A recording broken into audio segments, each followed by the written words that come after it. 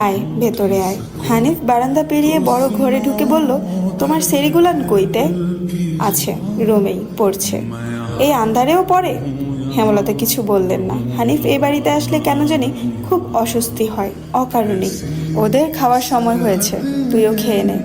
এইখানে খামু না, তোমরা সরাইখানাত যাইতে হইব। কথাটায় রসিকতা ছিল। গ্রামে থেকেও হেমলতা খাওয়ার জন্য আলাদা রুম নির্বাচন করেছেন, সেটা হানিফের কাছে রসিকতাই বটে। হেমলতা প্রশ্নের জবাবে সোজাসাপটা না দিয়ে বললেন, খেতে চাইলে খেতে আয়। পদ্মজা কিছুতেই খেতে আসলো না, কেমন জড়সড়ো হয়ে আছে। মনে হচ্ছে হানিফকে ভয় পাচ্ছে বা অবহেলা করছে।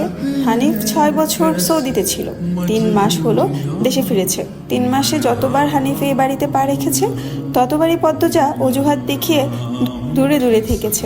হেমলতার বিচক্ষণ মস্তিষ্ক মুহূর্তে ভেবে নিল অনেক কিছু, তাই জোর করলেন না। আজই এই লুকোচুরির ফয়সালা হবে। হানিফ পদ্মজাকে দেখার জন্য অনেক ছলছাতুরি করলো, কিছুতেই সুযোগ পেল না। বিদ্যুৎ আসার ঘন্টা খানেক পর হানিফ চলে যায়। পূর্ণা প্রেমা রুমে ঢুকতেই পদ্মজা ঝাঁপিয়ে পড়ে।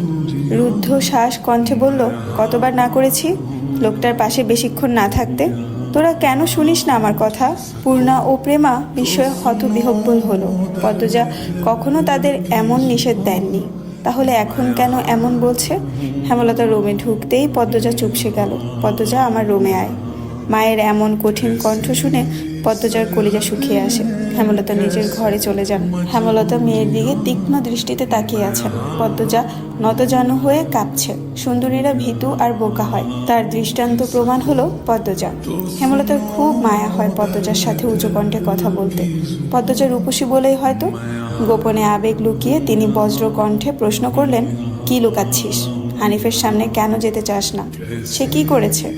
পদ্মজা ফোপাতে থাকে। হেমলতা সেকেন্ড কয়েক সময় নিয়ে নিজেকে সামলান। কণ্ঠ নরম করে বলেন, হানিফ ধরিবাজ লোক, সৎ ভাই বলে বলছি না। আমি জানি তার ব্যাপারে যে কোনো কথা আমার বিশ্বাস হবে।